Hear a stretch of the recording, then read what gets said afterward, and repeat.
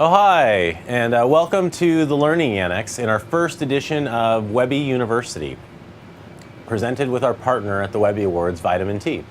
My name's David Michelle Davies. I'm the Executive Director of the Webby Awards.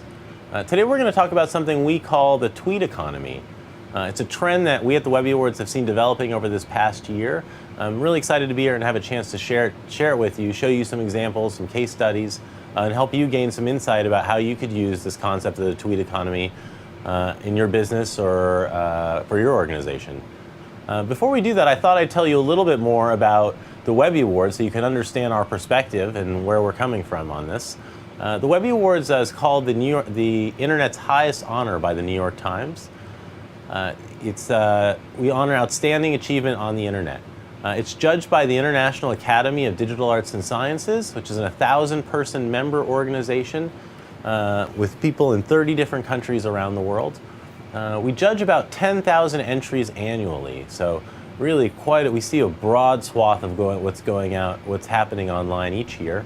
And we look at entries and we receive these entries in about 4 main category types. The first is websites. We've been honoring websites since we started in 1996. We also honor interactive advertising, so advertising created obviously specifically for the internet, ranging from everything from the sort of run-of-the-mill banners or regular banners all the way up to really integrated online experiences.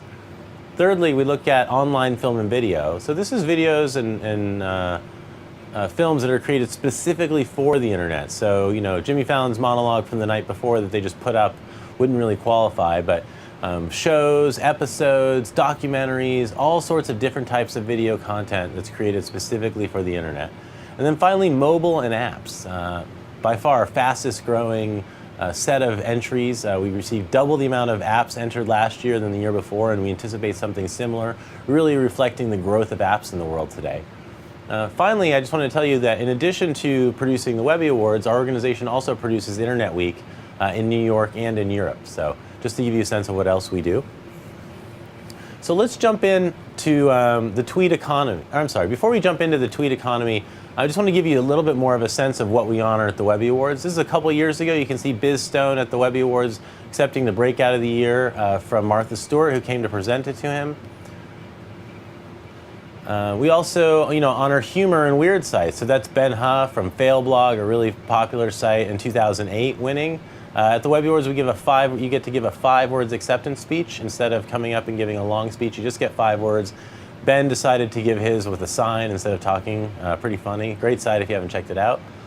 And then finally, in the world of interactive advertising, last year, the agency of the year at the Webby Awards was Wieden & Kennedy for this campaign, Old Spice. If you didn't see it, I really suggest you check it out. We'll talk about it a little bit later, but just to give you a sense of all the things that we honor there. All right, let's jump into the tweet economy, or what we call something as buying instead of earning.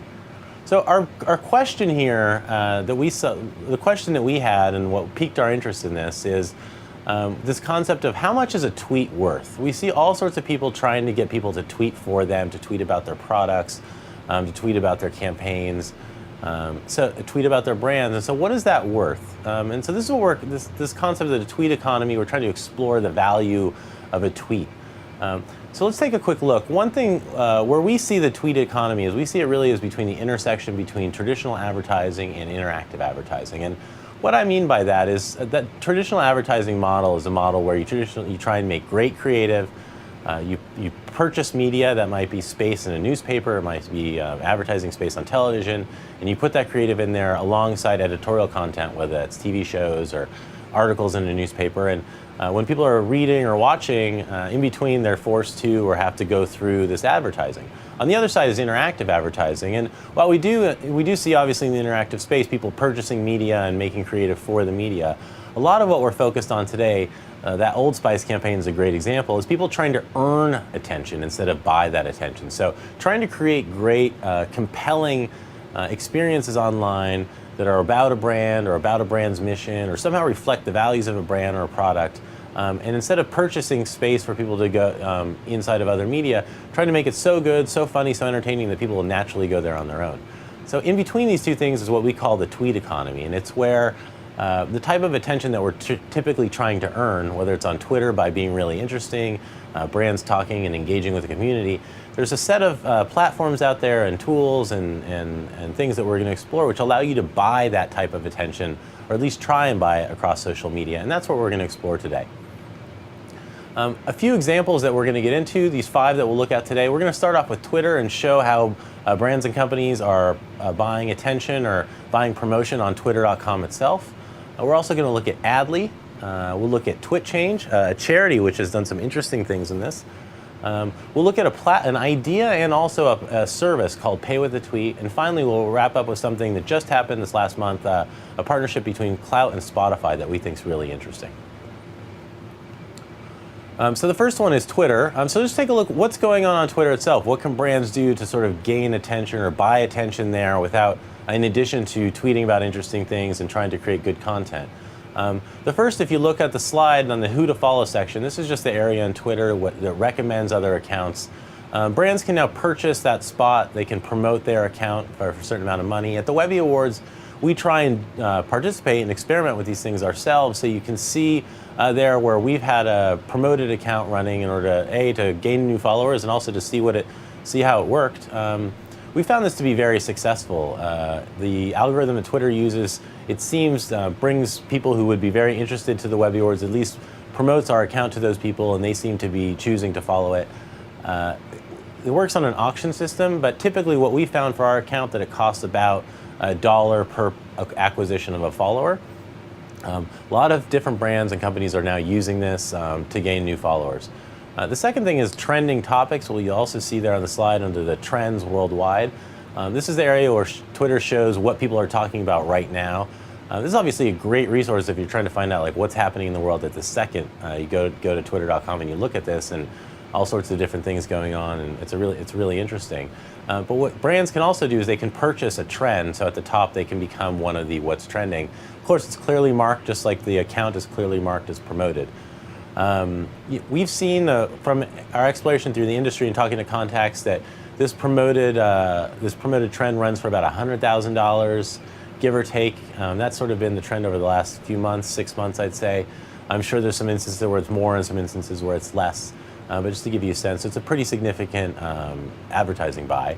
And then finally, there's promoted tweets, which you'll see there at the top, Dunkin' Donuts. And they're just actually starting to expand this, but for the last, say 8-9 months or so, and a little bit earlier, the way this has worked is if you searched terms, so say Dunkin' Donuts, you search coffee, Dunkin' Donuts might have bid to have the first search result be one of their tweets for somebody who searched coffee. So these are all really interesting, sort of operating at different price points. That pay with the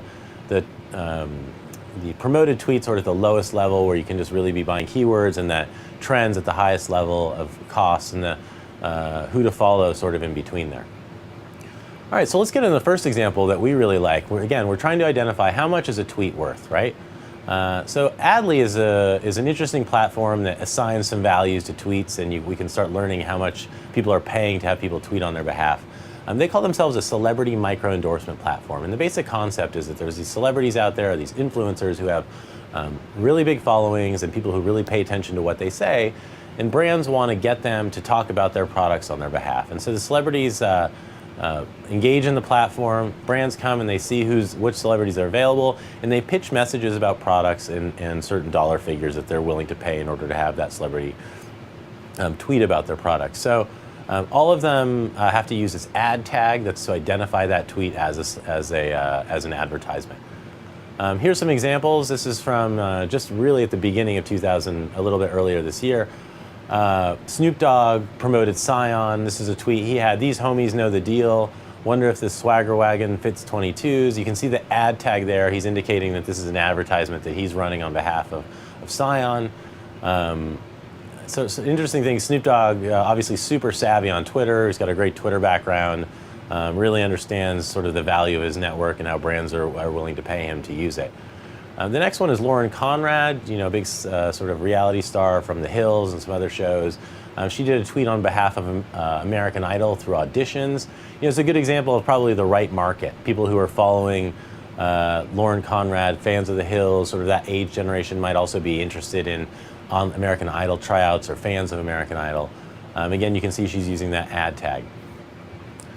So that's the Adly model. Before we get into TwitChange, which you'll see is coming up next, We did learn some interesting things. I was unable to find out how much they paid Snoop Dogg for that tweet, but I did find out that some other campaigns, a great example is one of the Kardashians was doing some tweeting on behalf of some brands for about $3,000 to $5,000. So obviously there's a range, and the better the following and so forth, and the more influential the person that goes up. But just to put some numbers in there, some celebrities $3,000 to $5,000 a tweet depending on the brand. All right, so TwitChange. TwitChange is really interesting. It's a charity that was launched, and they brought on Eva Longoria very early on, who really rallied a lot of support. And it was a charity for the victims of Haiti. And what they did is they essentially took this idea of what if we could auction off the discrete units of activity that people have on Twitter, like when you follow somebody, when you mention somebody, when you retweet somebody, when you talk, talk to somebody on Twitter. They could auction those very discrete things that they do they could donate those, people would buy them, and then the money would go to charity. Super simple idea. So in this case, all the money was going to go to the victims of Haiti. So as we get into examples, you'll sort of understand it. So Nicole Richie essentially participated in one of these TwitChange. Now I think there's been 4 or 5 for different charities. And somebody literally went and said, I'll pay X amount of money, let's say $5,000, in order to have Nicole Richie say hello to me or follow me on Twitter. And here's an example of that. Eva Longoria, I mentioned, really spearheaded and brought the first version together for the victims of Haiti. In this case, Fresh Diet, a company that makes gourmet meals or healthy meals, paid in order to have Eva Longoria thank Fresh Diet or mention them on Twitter. Here's another example of Jim Gaffigan donating one of his tweets as well, and somebody paying to buy it. So here's some results which I think are really interesting. So Eva Longoria, Fresh Diet paid about $35,000 to have Eva Longoria tweet to them or talk to them on Twitter. Some other ones, Ryan Seacrest, Demi Moore, Justin Bieber at just $13,000 has a really rabid following, a very large following, but I guess for whatever reason people are willing to bid less. What I find, if we're getting back to that concept of how much is a tweet worth, how much are people willing to pay to have really influential people tweet about them or help amplify them on Twitter, the thing I think is interesting here is the price here is being set by the buyer because it's an auction system as opposed to the seller. Also, keep in mind, this is for charity, so people are probably willing to pay a little bit more than they normally would, and there's some value associated with seeming like you gave a lot of money to charity for these brands, so keep that in mind. But still, some interesting metrics there. At the end, $500,000 was raised just from the first TwitChange through these different, through this auctioning of various tweets and retweets and so forth. So really an incredible amount of money if you really think at the end of the day it was just a bunch of sort of small activity on Twitter. The next one is pay with a tweet. Now, this is both an idea and I'll show you how it's also a service. So let's get right into it. What is it? So the concept is that you sell your product or your service, or you give it away, or you give a discount in exchange for somebody tweeting about it, right? Pretty simple. It works, the service pay with a tweet, I believe, works on Twitter and Facebook. Here's a great example. I'm half French, so I like to choose some fun French examples. Don't hold it against me. Teenagers, an up-and-coming French band, they had a new album coming out, and they wanted to give away a track as a way of promoting the album. Here, they give away their best track or give away a track and have people listen to it and be like, I really love that, I'm going to buy the album. So instead of giving it away, though, they emailed all of their fans and they said, come get the free track from the album. When people got there to get it, they had the opportunity, instead of just getting it, they had to tweet about the track or tweet that the Teenagers just had a new album come out. And then once they did that, the track was unlocked and they got the free song. You can see they put on the side of their site there, you can see all the people tweeting about the track, so it works. So really a great example, I think, of really engaging your user base or your fan base, people who are already fans of the Teenagers, to come and talk about the new album. And they're talking about it to people who follow them, who chances are, if they're following them as fans, they might potentially be fans or be interested in being fans or be like-minded in some way. Like I said earlier, we always like to try some of these things at our organization when we can. I mentioned that we also run Internet Week. It's a week-long festival here in New York celebrating the internet, which just happened this past June. For our 4th year, we decided we have a big HQ here in the middle of New York. It's really the epicenter of the week. And for $25, you can get a pass. You can come for all 4 days. There's 90 panels. But we wanted to test out this pay with a tweet model and see how it worked and learn from it ourselves. So we gave a discount of $10 to anybody who would tweet about the pass or the festival or the headquarters. In exchange for doing that, they got a $10 discount. This is our tweet that we have up here on the screen. You can see somebody doing that. We learned some really interesting things. First off was that a lot of people obviously took us up on the discount, and it really helped spread the word about our headquarters throughout social media and throughout New York and really across the world and the country. The second thing is there was still a larger amount of people who didn't pay with a tweet in exchange for the discount. And what we've learned from that, or what we've and we've asked some people about this, people who didn't use it and so forth, and what we've learned is people still really curate and care about what they tweet on Twitter. And even though all these people who came to the festival wanted to come to the festival when they were buying a pass, all of their respective Twitter accounts might not necessarily be about the internet or about work. They might be about different things and personal lives or whatever it be. So they're really still very protective about the content that they choose to put through those streams. And what we find the most interesting about that is it really shows you how, for all the talk of sort of spam in these social spaces, how individuals, influential people are still very discerning, and they're very curatorial about what they choose to share with their friends. And I think it really represents how much value there still is in the space and in getting people who love your product, who are interested in your service, who are fans of your brand, to talk about it. This is what the pay with the tweet the model should look like, right? Just to give you a sense. This is from the pay with the tweet site. You can kind of get a sense how this works. One person does it, more people come, they tweet about it, and so forth.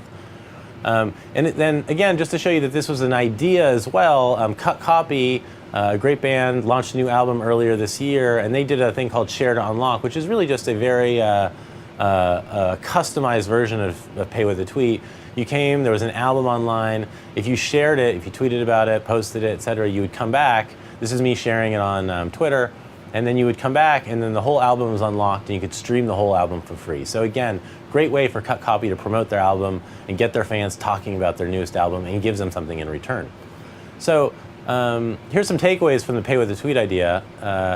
You basically are paying with the value of your social network. You're paying for your referral, for talking about it, for telling your friends about it. It's also what we call talking versus buying. So instead of me paying for something, I'm just promoting it, and I'm really helping the brand or the product or the CD or whatever might be out. And the other thing is it really adds value to free content. So if you have something you're typically going to give away, you might consider giving it away for the price of a tweet. Our last example here is Clout and Spotify, and this is something that just happened, I think, about a month ago. So Spotify is a super popular music service from Europe, basically where you can had a rabid fan base, been around I think for about 2 years there. It's a really easy to use platform to listen to music, and almost any type of music really. And it's free and it's ad supported. And they partner with Clout in order to help distribute. When they got to the US just this summer, in order to sort of get the word out about them, they partnered with Clout. Let me tell you about Clout before we get a little further into the example. I talked about how some brands are paying celebrities to tweet on their behalf. And you can see how this is probably going on a lot of different ways, that people are trying to assign a value or a monetary value. How much should I pay Snoop Dogg to tweet about us? Well, a lot of these brands and agencies who are doing this are using something called Clout, or the Clout score, in order to determine how influential a particular celebrity or person throughout the social graph is, and how much their tweets or their influence is worth. Clout uses a bunch of different metrics to create your Clout score. They use a follower activation rate, which is essentially how likely it is somebody is going to follow based on their content. Amplification probability, which is how likely people are going to retweet or talk about what that person's tweeted about. And then also score, it measures general network influence. So that's what Clout's about. So Spotify partnered with Clout, and they had so much demand for their service, and they wanted to unroll it slowly, that they partnered with Clout, and they essentially gave away accounts, or they just chose who got the accounts based on their Clout score, how influential they were. So this is a really interesting model. And then if the people tweeted about it or shared it, they even got a pro account, which basically came with no advertising, the people who had the highest scores. So why do we like this? Well, Clout gets to offer rewards to people using Clout, which in turn probably gets more people using it. And if you haven't checked out Clout, you should. It's at clout.com, KLOUT.com. Spotify gets instead they have thousands and thousands of people clamoring for these accounts because they're so popular in Europe. Who do they give them to? Well, they have an easy way of choosing to give the accounts to the most influential people so that they'll be talked about the most and they really get the most bang for their buck. Then obviously users, they get to, again, use their influence to get something that they wouldn't normally have gotten. So that's those are some great examples of what the tweet economy is all about, or the tweet economy that we see unfolding and what's happening. Let's look at some takeaways. I think the first thing is that it's really interesting, and this is why we wanted to focus on it. I think we're going to see a lot more of this, and we've seen some other organizations and companies. We've seen NBC start an incentive program around social media called NBC's Fan It. We'll continue to see this, I think, this year and next year as companies and brands and people and products really try and figure out how to motivate the people who like their products to talk about them more. The second thing is, like I said, I think it's a great way to get good work out onto the social web. The third and very important part is this is a great complement when you're making great content or you make a great product to help launch it, but it's not a substitute. If you have something that's not that interesting, that people don't really want, simply by partaking in these products, I don't think, or these platforms or ideas, I don't think it's really going to change the game for you. And finally, the last two is be natural and be smart. I think these really, if you think about that Adly model, when you're paying celebrities to tweet about your product or your whatever it might be, it can make a lot of sense if you have a celebrity who is particularly relevant to your brand or what you're promoting or the audience is. I mean, it really speaks to it. On the other hand, I think choosing probably the wrong celebrity or the wrong audience is going to be a negative and not a positive. So you got to stay natural and you got to stay smart and do something that works for what you're trying to do. All right, so that's it for the tweet economy. I hope you enjoyed it. If you want more information about the Webby Awards, you can visit us at webbyawards.com. Finally, I'd like to thank our partner at Vitamin T. They help companies and organizations find great creative and professional talent. If you're interested in that, you can visit them at vitamintalent.com. Thanks again to the Learning Annex, and we'll see you next time.